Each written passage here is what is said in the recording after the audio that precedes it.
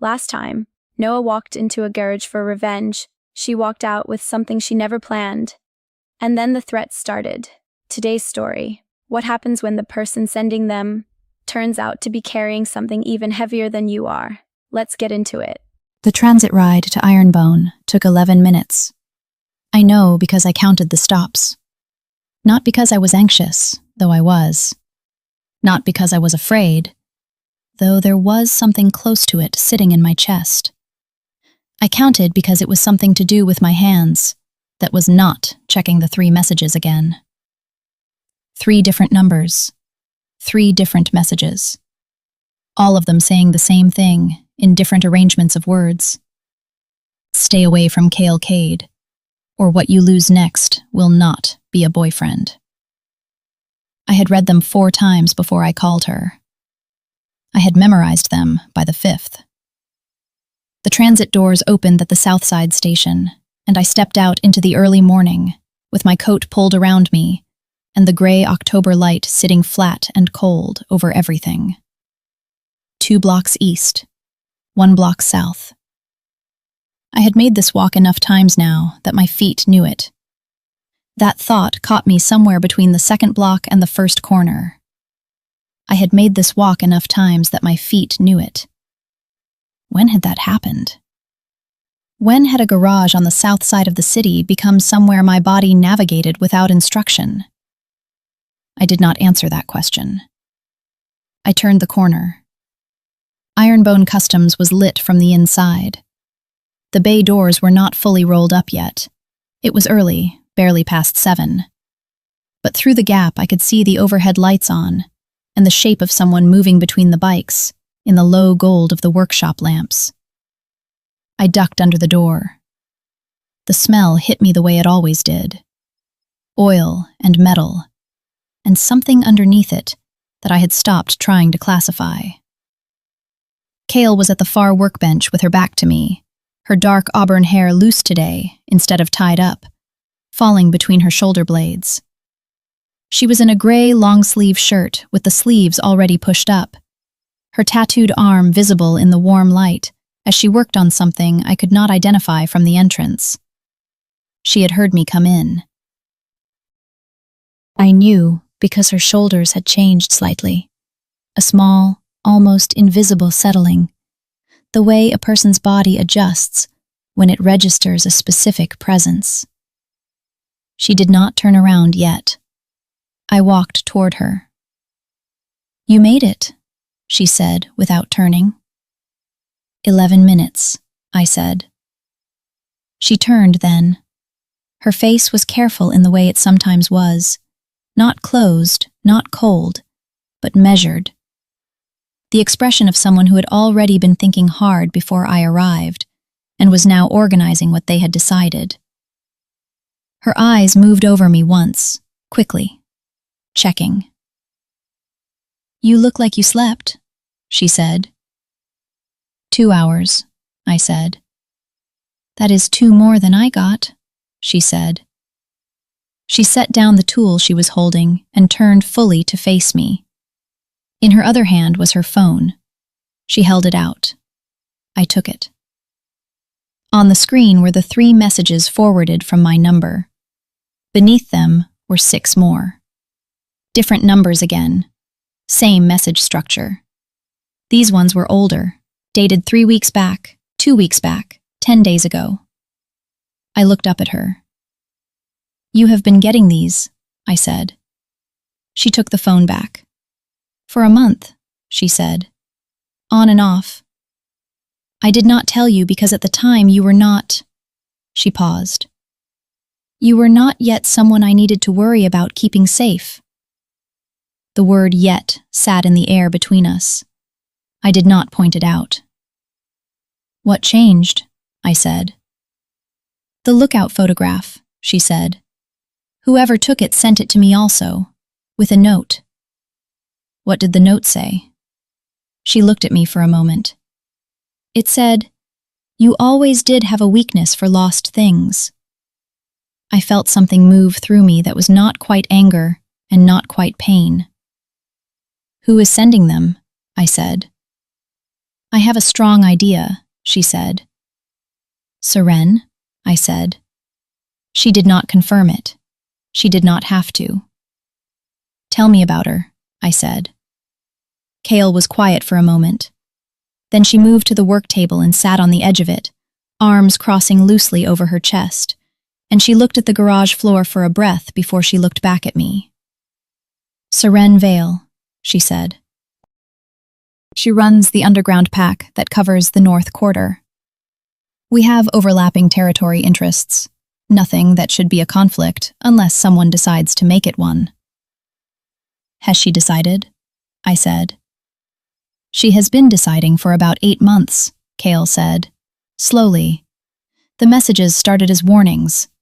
Move your territory line. Reduce your pack's operations in the waterfront district.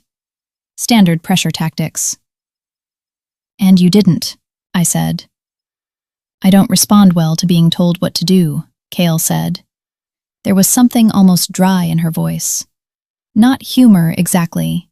The particular flatness of someone stating a fact they have long since made peace with. So now she's escalating, I said. Now she's escalating, Kale said, and I walked into the middle of it.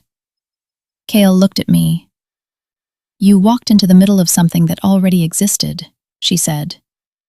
The photograph just told her you were relevant. Before that, you were... She stopped. Before that, I was what? I said. Before that, you were someone I was being careful with, she said. Someone I did not want near this.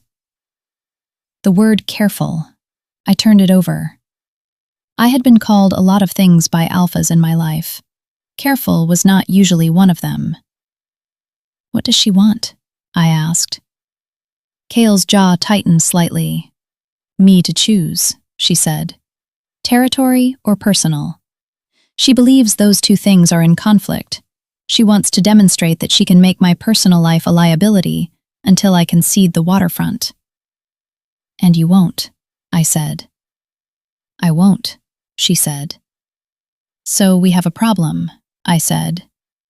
We, she said, very quietly. I met her eyes. We, I said again. Unless you were about to tell me to go back to Petra's apartment and stay there. Something moved across her face. I am about to tell you to go back to Petra's apartment and stay there, she said. I had expected it. I had decided what I was going to say before I arrived. No, I said. Noah, she said. No, I said again. With respect, Kale. No. Her expression shifted. It is not your fight, she said. You made it my fight when you said, together, I said. Unless that word meant something different to you than it did to me. Silence. The garage hum around us. The early morning light coming through the high windows in pale bars. Kale looked at me for a long time. Then she said, That is not fair. I know, I said, but it's true. Another silence. This one had a different texture. She uncrossed her arms. She looked at the floor. She looked back at me.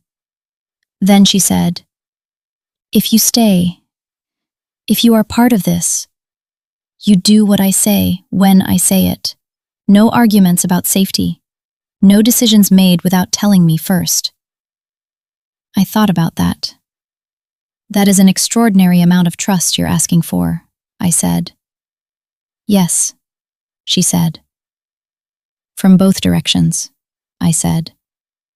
Yes, she said again. From both directions. I held out my hand. She looked at it, then she took it. Her grip was firm and warm and brief, the kind of handshake that is also something else, something that does not have a cleaner name than this specific arrangement, of fingers and pressure, and the decision both people are making at the same time. All right, I said. All right, she said. She let go. She turned back to the workbench. There is a pack gathering in 3 days, she said. Ashford Estate again. Seren will be there. It is a neutral event. No open conflict, old pack law. But she will make moves in the margins. What kind of moves? I said.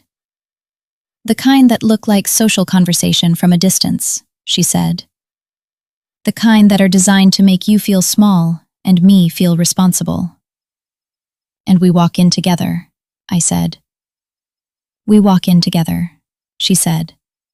Same as before. But this time, you know what you're walking into. I know what I'm walking into, I said. She glanced at me sideways. You say that with a great deal of confidence for someone who met me 11 days ago, she said. 12, I said. She paused. She was counting too, she said. Not a question. I ignored that. What do I need to know about Seren? I said. Kale was quiet for a moment, organizing something. She is older than me by 4 years, she said. She came up through the underground the same way I did. Pack loyalty, territory work, earning rank the hard way. We were in the same circles for a long time. Friends, I said. Kale's expression did something complicated. Something like that, she said. Once. I noted the past tense and the way she said once, with a particular flatness that meant there was more behind it, but we were not there yet. What changed? I said. She wanted different things, Kale said. She wanted to expand, to consolidate packs under one structure. I didn't. You wanted to keep Ironbone independent, I said. I wanted to keep Ironbone mine, she said. There is a difference. I understood that distinction. I had spent 2 years in a relationship where someone had slowly and very gently tried to make me into something they could manage. I understood the difference between belonging somewhere and being absorbed into it. She will try to talk to you alone, Kale said, if she gets the chance. She is very good at finding the margins. What will she say? I said. Whatever she thinks will work, Kale said. She is intelligent, and she knows how to read people. She will look at you, and she will find the thing that sounds most like truth. What is the thing that sounds most like truth? I said. Kale was quiet. Probably, she said slowly, that I am dangerous to be close to. That the people near me become targets. That whatever you think this is, she gestured between us without looking at me. It will cost you more than it gives you. I let that sit. Is that true? I said. Parts of it, she said. Which parts? The dangerous part, she said. People near me do become visible to the wrong people. That part is true, and I will not pretend it isn't. And the rest? I said. The rest, she said, is for you to decide. She said it evenly, looking at the workbench, not looking at me, not asking me to decide anything right now. Just leaving it there, the way she sometimes left things, not as a pressure, but as an open space, room for me to think without being watched thinking. I had noticed that about her, the way she gave space without going anywhere. I will think about it, I said. She nodded. We worked in a comfortable quiet after that for a while. I say worked, she worked, moving between the bikes with purpose and precision, and I sat at the work table and looked at the pack hierarchy map she had laid out and tried to understand the geography of it. Ironbone in the south quarter. Seren's network spread across the north and reaching down. 3 neutral zones in between where the lines blurred. The Ashford estate right in the middle of one of those neutral zones, of course. Tell me about the gathering, I said. Kale came to stand beside me at the table. She leaned over the map. Her arm brushed mine, and neither of us moved away. Old pack tradition, she said, twice yearly. Neutral ground, no pack business conducted officially. Unofficially, she traced a line with one finger, Everything gets decided in the corners. Who will be there? I said. 6-pack representatives minimum, she said. The Ashford pack hosts, 2 from the Northern Territories, 1 from the coast, us, and Seren. And Seren, she said. Her finger paused on the map. She will arrive late, Kale said. She always does. It is a dominance thing. Let everyone settle, then walk in and shift the room. You've watched her do this before, I said. Many times, Kale said. There was something in her voice. Not bitterness exactly. Something more complicated than bitterness. How long did you know her? I said. Kale straightened up. A long time, she said. She moved away from the table. I did not push. The day passed in pieces. Kale had work, actual garage work, customers and parts and the particular language of mechanical problems being diagnosed and solved. I watched her work for a while and then went to the mezzanine with a map in my notebook and tried to build something useful out of what I knew. Pack hierarchy, territory lines, names Kale had mentioned, and what she had said about each one. Seren Vale, North Quarter, older. Once something like a friend. Once the waterfront. Will use me as leverage. I wrote it all down in the small notebook I had started carrying since the second day at Ironbone, the one with the dark green cover that matched my sweater by coincidence, and that Kale had looked at once, with an expression I had not been able to read. At noon, she came up the stairs with 2 cups of coffee and a brown paper bag. She set them on the table without ceremony. Sit, she said. I was already sitting. She sat across from me and opened the paper bag. Sandwiches, she said, from the place on the corner. I don't know what you like, so I got 2 different ones. I looked at her. You don't know what I like, I said. She met my eyes. I know you take your coffee without sugar, she said. I know you always check the map from the left side first. I know you pull at the sleeve of your sweater when you're thinking hard about something. She paused. I don't know what you like on a sandwich, she said.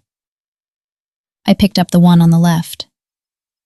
Turkey, I said. This one is correct. She picked up the other one without comment. We ate. Outside the garage, the city did its ordinary midday things.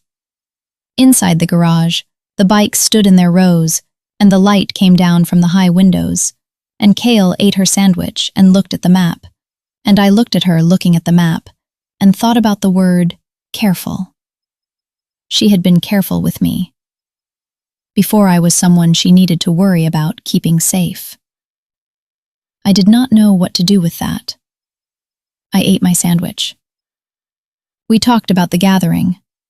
She told me more about the Ashford family, old money, old pack, politically neutral by tradition and choice. Their estate was large enough that 6 packs could occupy it simultaneously without crowding, which was presumably the point. The gathering would start at 7 in the evening. It would run until whenever it ran until. No formal end time. Another tradition. We would arrive at 8.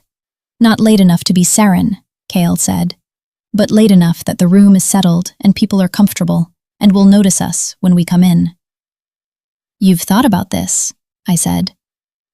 I've had 3 days to think about it, she said, since the photograph. I looked at her. Were you planning to tell me? I said, before the messages? She was quiet. I was deciding, she said. What were you deciding? She looked at the map. Whether it was already too late to keep you separate from it, she said. Whether trying to would only make things more complicated. And what did you decide? She looked up at me. You got 3 messages at 6 in the morning, she said. I think the universe decided for me. I held her gaze. The universe, I said. She almost smiled. It was the almost that did something to my chest. That afternoon, she showed me something she had not shown me before. It was a room at the back of the mezzanine, behind a door I had assumed was storage, that turned out to be an office of a different kind from the one at the front. Smaller, more personal. A single desk, a single lamp, and one entire wall that was covered in a map so large and detailed, it took me a moment to understand what I was looking at. Not just the city, the whole territory network. Every pack I had learned about, and several I hadn't. Lines and markers and handwritten notes in Kale's precise, angular script. "This is," I started. "The whole picture," she said. "Yes." I walked closer. I looked at Ironbone's position on the map. It was not where I had expected. In the small map on the work table, Ironbone looked like a modest operation. A south side garage with reasonable territory and clean borders. On this map, it looked like something different. It looked like a keystone. 3 different pack territories touched Ironbone's borders. Every major route through the South Quarter ran through or adjacent to Ironbone land. The waterfront Seren wanted? I found it on the map and traced the line back. Ran directly through a corridor that Ironbone controlled. "She's not just pressuring you," I said. "She needs you," Kale said from behind me. "She needs you to either move or ally." "Correct," Kale said. "And you won't do either." "I won't be moved," she said. "And I am very careful about who I ally with." "Why?" I said. She was quiet. I turned to look at her. She was leaning in the doorway, arms crossed, looking at the map over my shoulder. "Because an alliance is a promise," she said, "and I don't make promises I'm not certain I can keep." I looked back at the map. "Have you ever made one you couldn't?" I said. A pause. "Once," she said. I did not ask who. I did not need to. The word once sat in the air the same way it had earlier, with the same particular flatness. I looked at the map for a while longer, then I turned around. "Tell me one thing you haven't told me," I said. She looked at me. "About Seren," I said. "One thing you haven't told me because you weren't sure you were going to." She held my gaze for a long moment. Then she said, "She will not hurt you." "That's not a thing you haven't told me," I said. "She's not someone who hurts people," Kale said. "Not physically. That is not how she operates." "Then how?" I said. Kale looked at the map.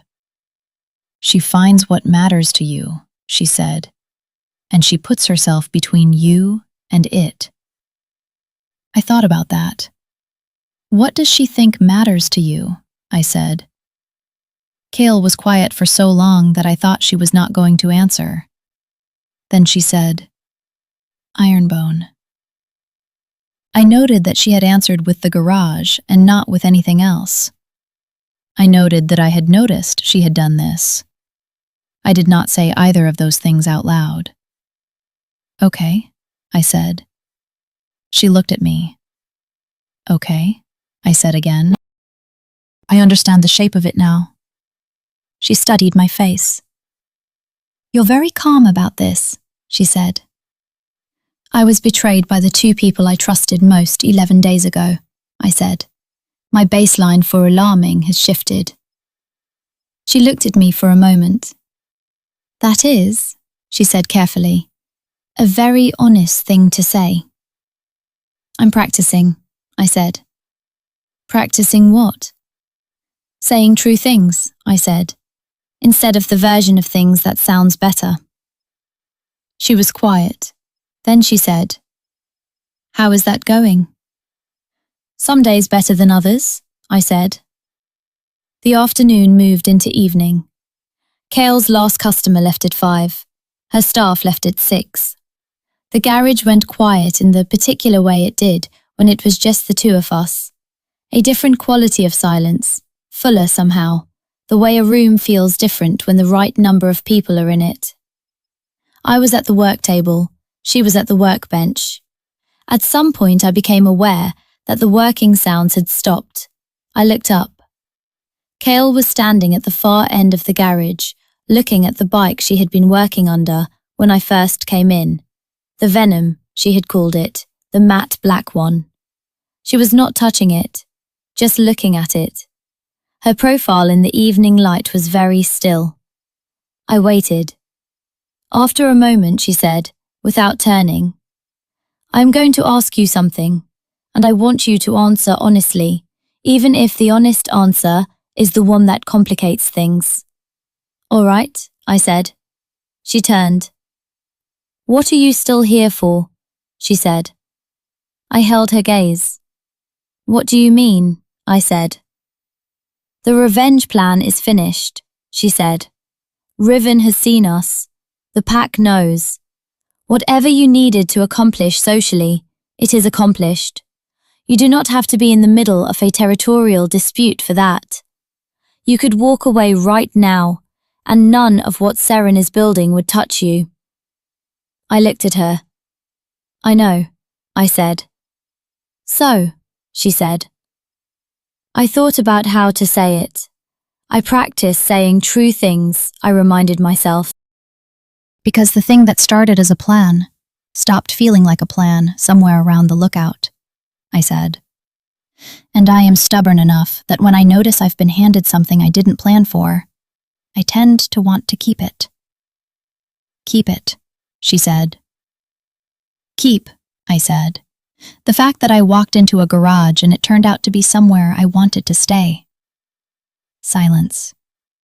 Kale looked at me. The evening light from the high windows was going golden and low. The particular light that made the garage feel like something out of time, suspended in the warmth between day and night. "That is," she said quietly, "a significant thing to say." "I know," I said. We looked at each other. And then something happened that neither of us planned. Not exactly. Not without warning. She crossed the garage floor. Not quickly. Not with any appearance of urgency. But with the particular deliberateness that meant she had decided something. She stopped in front of me. I stood up from the work table. We were the same distance apart we had been on other occasions. Close enough that the air between us had a different quality. Close enough that my Omega instincts were doing their complicated commentary again. But this time, something was different. This time, neither of us was pretending. She lifted her hand. She placed it against my jaw. The same gesture I had used on her 2 nights ago in this same room. Her eyes were very steady, very green, very present. "I am not good at saying things," she said. "I need you to know that. I am better at this." She meant the gesture, the hand against my face, the deliberate, careful presence of it. "I understand," I said. "I'm better at saying things than feeling them. Maybe that evens out." Something moved through her expression, something that was not quite a smile, but was in the same family as one. She leaned forward. I met her halfway. The kiss was not dramatic. It was not the kind of kiss that exists in stories for effect. It was quiet and warm and certain. The kind of kiss that feels like a door closing on one thing and opening on another. And when we separated, not far, just enough, her forehead came to rest against mine, and neither of us moved for a moment. "This," she said very quietly, "is going to make things considerably more complicated." "I know," I said. "I don't mean that as a warning," she said. "I know," I said again. "I mean it as a..." She paused. "As an acknowledgement, that I am aware of what this is." I pulled back enough to look at her face. "What is it?" I said. She met my eyes. Real, she said. Whatever this is, it's real. Yes, I said. All right, she said. All right, I said. She dropped her hand from my jaw. She stepped back. She looked at the workbench as if she needed to reorient herself. There was something almost human about it. The way she needed a moment. The way even someone like Kale needed a second to find her footing after something that mattered. I gave her that second. I turned back to the map. 3 days, I said. 3 days, she said. We should sleep, I said. She looked at me. You can take the room upstairs, she said. There is a proper bed. I've had it for... She paused. I sometimes don't go back to the apartment. You live here, I said. Parts of me do, she said. I understood that. The room upstairs was small and clean and had exactly one personal object in it, a photograph on the small shelf above the narrow bed. I looked at it once and did not ask about it. A younger Kale. Someone beside her whose face I couldn't quite make out in the dim light. I lay down. The sounds of the garage below, Kale still moving, still working, the low sounds of someone who didn't sleep the way other people did, became a particular kind of quiet that was different from silence. I fell asleep faster than I had in 11 days. I dreamed about nothing at all, just warmth and the smell of oil and metal, and the feeling of being somewhere I had chosen. The morning of the gathering, I woke to the sound of rain on the high windows. October rain, specific and gray and relentless. I went downstairs. Kale was already at the bench. She had the Venom's engine laid out in pieces on the workbench and was doing something with the kind of focused precision that meant she had been awake for hours. She heard me on the stairs. Coffee, she said without looking up. On the counter. I got the coffee. I stood beside her and looked at the engine pieces. Will you tell me what each one does? I said. She looked at me. Then she started explaining. It was 20 minutes of the most detailed mechanical education I had ever accidentally received, and by the end of it, I understood approximately 40% of what she had said, and 100% of the fact that she liked this. Liked being asked. Liked explaining things she cared about to someone who was genuinely listening.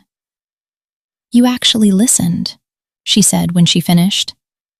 Of course I did, I said. She looked at the engine parts. Most people's eyes glaze over around the third part name, she said. I liked the part names, I said. They're very honest. The part does what it's called. She was quiet for a moment.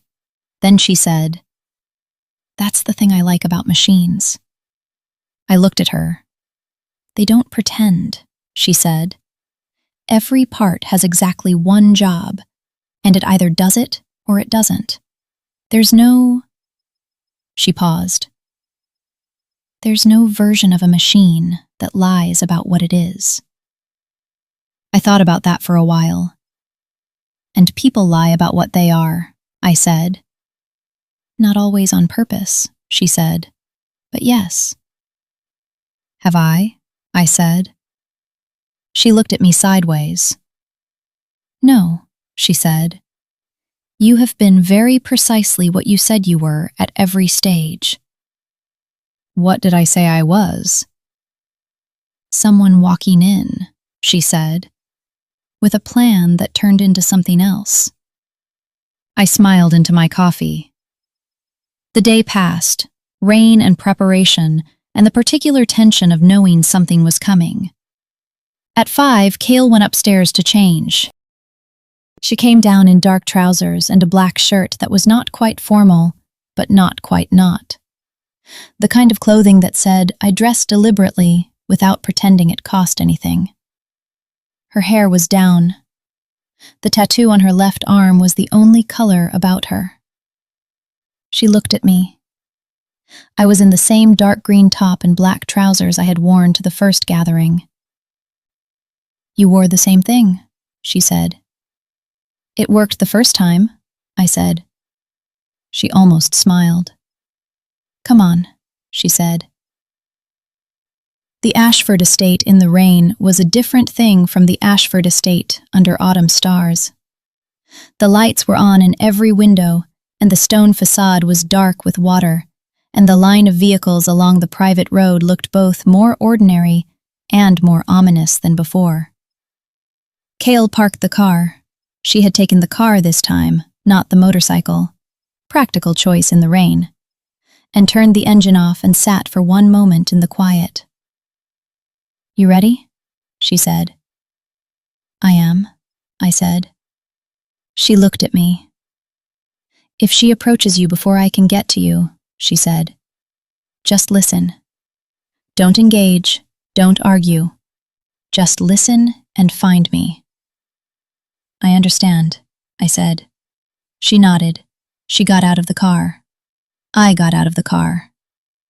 The rain had softened to a mist. We walked toward the entrance side by side. I was aware of the specific geometry of it, our shoulders not quite touching, the slight lean of Cale's body toward mine that she probably did not notice she was doing. The naturalness of it now. The way we had stopped performing proximity and started just having it. Inside the estate, the gathering was well underway. The main hall was full of people in careful configurations, small groups and deliberate arrangements, conversations that were also negotiations, the social architecture of pack politics dressed up in evening clothes. Cale moved through it the way she moved through the garage, with full awareness of every space around her. With the particular presence of someone who knows that they are the most dangerous thing in the room and has chosen to wear it quietly. I stayed close. We greeted the Ashford representative, a woman named Cressida, silver-haired and precise, who looked at Cale with respect, and at me with a recalibrated assessment that I was getting used to. "Ah," Cressida said, "so the rumors are true." "Most of them," Cale said. Cressida looked at me. "She's got good eyes," she said to Cale. "The kind that notice things." Cale glanced at me. "Yes," she said. "She does." We moved on. I noted 3 other pack representatives in the room, identified by their configurations, by the space people gave them, by the particular way Cale's attention moved when she scanned the room. I noted the position of every exit. I noted the 2 people watching Cale with more interest than was casual. I did not note Seren, because Seren was not yet there. She arrived at 9:47. I know because I had been checking the door with the particular anticipation of someone who has been told what to expect and is waiting to see if the reality matches. The reality matched. The door opened, and the room did exactly what Cale had said it would do. It shifted. Not dramatically, not obviously, but the way a room does when the center of gravity changes. A small collective reorientation, conversations that did not pause but pivoted slightly, attention that did not stare but noticed. Seren Vale was not what I had built in my head. I had built someone cold and sharp, all controlled edges.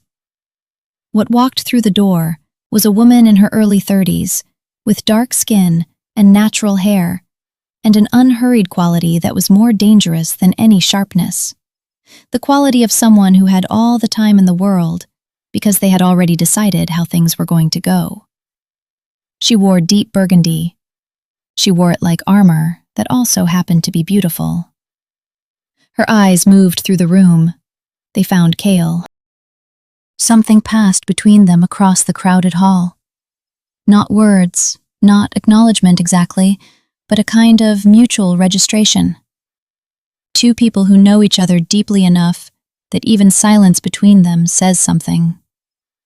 Then Seren's eyes moved to me. I held her gaze. She was assessing me the way Cale sometimes did. Not unkindly, not hostilely, but with the particular attention of someone building an understanding. Then she smiled. It was a real smile. That surprised me more than any other expression would have.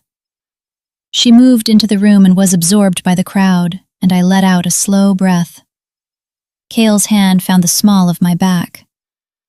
"I'm here," she said quietly. "I know," I said. For the next hour we did the social work of the gathering. Conversations with the coastal representative, a beta man named Holt, who was straightforwardly friendly and interested in Kale's work, with a kind of professional respect that seemed genuine.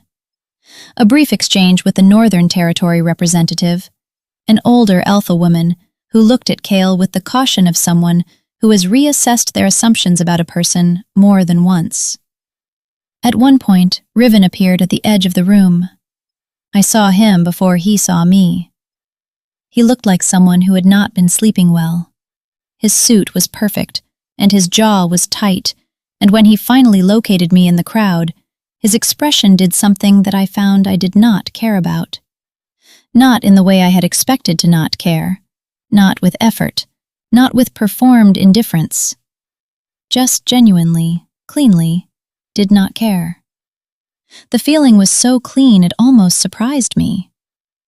He moved toward us. Kale saw him. She did not step in front of me this time. She just stood beside me, present, unhurried. "Noah," Riven said when he reached us. He did not look at Kale. "Riven," I said. "We need to talk," he said. "Do we?" I said. His jaw tightened. "About the territory situation," he said. "There are things you don't understand about what you're in the middle of."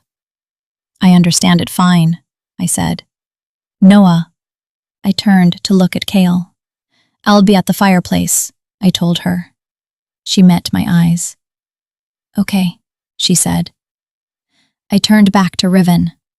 "You have 3 minutes," I said. "Say what you need to say." He looked slightly thrown by this, by the fact that I had assigned him a time limit, by the way I was looking at him now, which was different from how I used to look at him, and we both knew it. He said what he had to say. It was 3 minutes of concern wrapped around self-interest. Worry about me that was also worry about what Kale's involvement in his life looked like from the outside. The particular language of a person trying to make their own discomfort sound like care for someone else. I listened. When he finished, I said, "Thank you for telling me." And then I went to find the fireplace. I was standing there with my drink, watching the room, when someone appeared beside me. Not Kale. Not Petra. Seren. She came to stand beside me at the fireplace with the same unhurried ease she did everything, and said without preamble, "You hold a room well for an Omega who just walked into pack politics 11 days ago." I looked at her. 12, I said.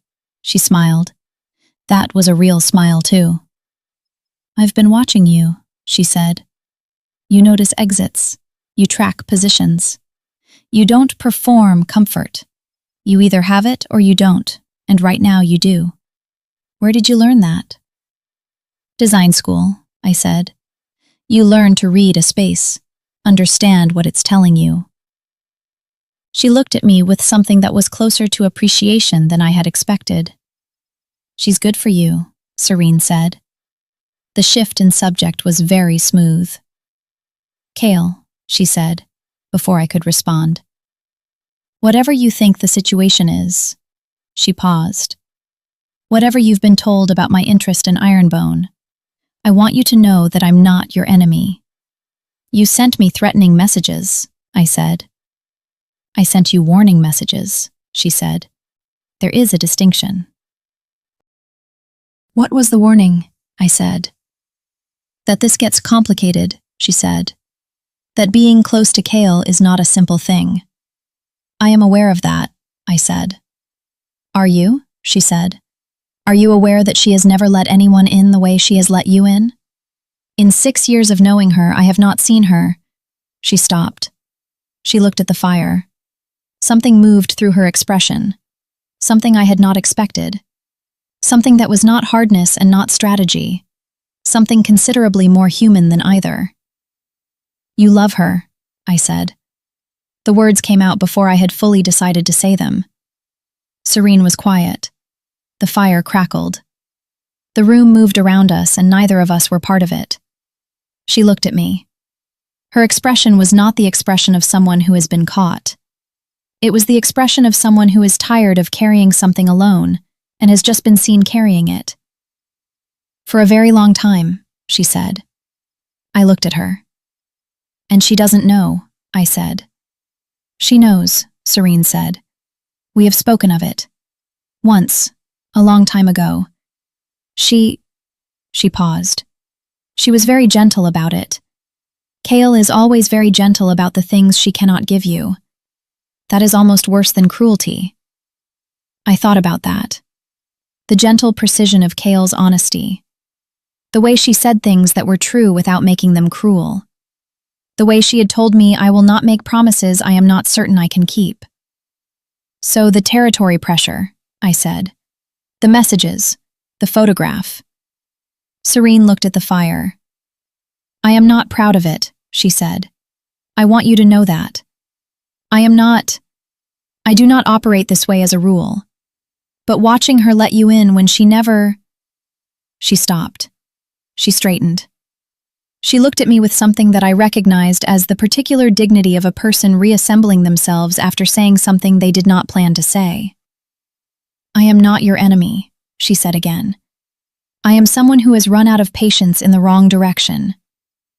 And the waterfront, I said, is a real dispute, she said, separate from everything else.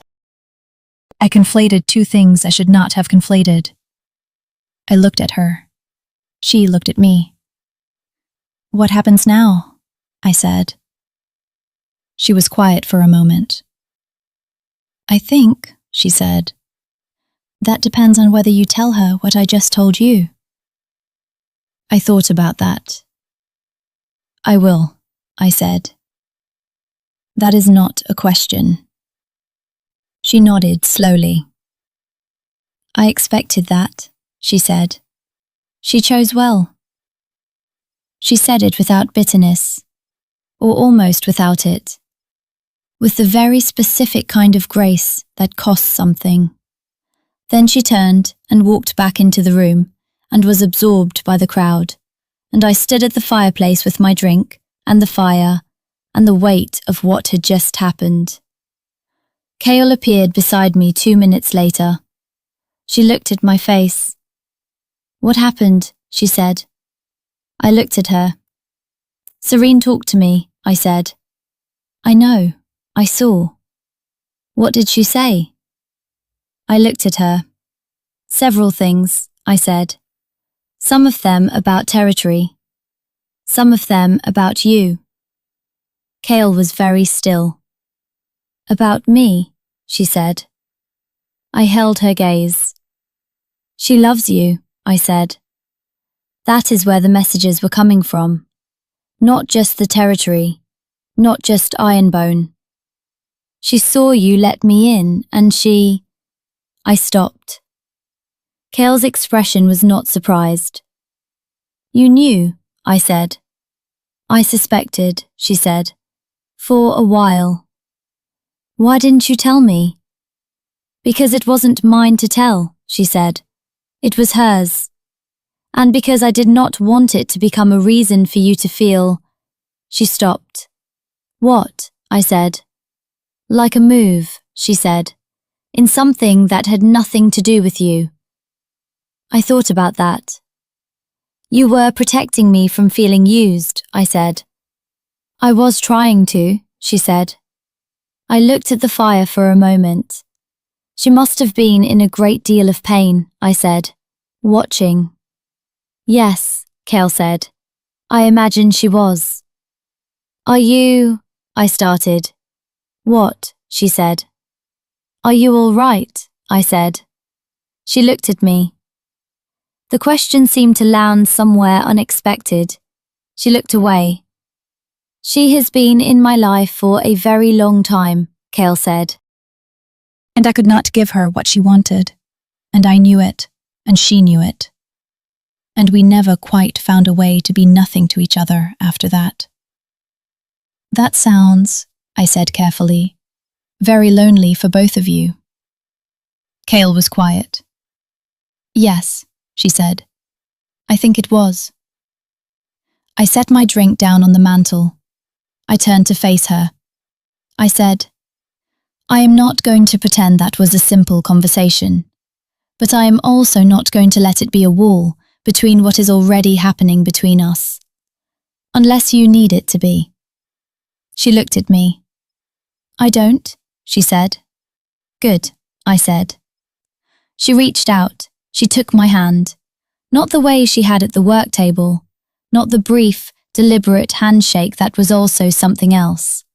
Just held it. The way people hold things they are not ready to let go of.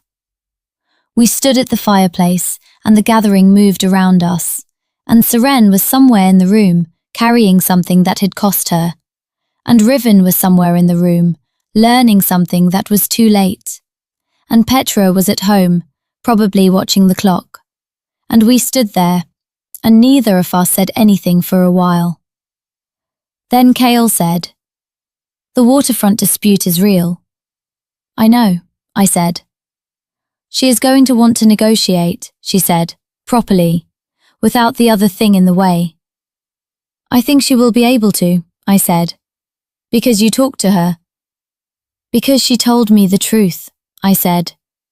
People who tell the truth are generally capable of negotiating in it. Kale looked at me sideways.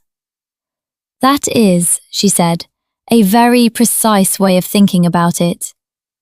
Design school, I said. She almost laughed. It was the closest I had heard to an actual laugh from her, and it landed in my chest like something warm and permanent. We left the estate at 11. The rain had stopped. The grounds were dark and wet, and the gravel drive crunched under our feet, and the line of vehicles along the road was thinning as other packs departed. Kale unlocked the car. We got in. She sat for a moment before starting the engine. In the quiet, I said, She called you gentle. Kale looked at the steering wheel. About the things you can't give, I said. She said you're always gentle about those things. A pause. She said that? Kale said. Is it true? I said. She was quiet. I try, she said. To be honest without being... I try not to make my limitations into something people have to carry. That is, I said, an extraordinary amount of care to put into disappointing someone. She looked at me. I am not disappointing you, she said. I want to be clear about that. I know, I said. I don't... She paused. I am not going to be gentle about this one, she said, whatever this is. I am not going to be careful at a distance. I have been careful at a distance for a very long time, and it has not been worth the distance. I looked at her. Good, I said. She started the engine. We drove. The city at 11 on a rainy Thursday was the specific version of itself I had started to love. Wet and orange-lit and moving at half speed. The reflection of everything smeared into color on the wet road. I watched it through the window. I thought about Seren at the fireplace. I thought about the weight of carrying something for 6 years. I thought about the particular cruelty of being loved gently back into friendship by someone who was also genuinely kind. I thought about the difference between a plan and a choice. The difference between walking into something and choosing to stay in it. We reached Ironbone at midnight. Kale pulled into the garage bay and cut the engine, and we sat in the dark for a moment before she reached for the lights.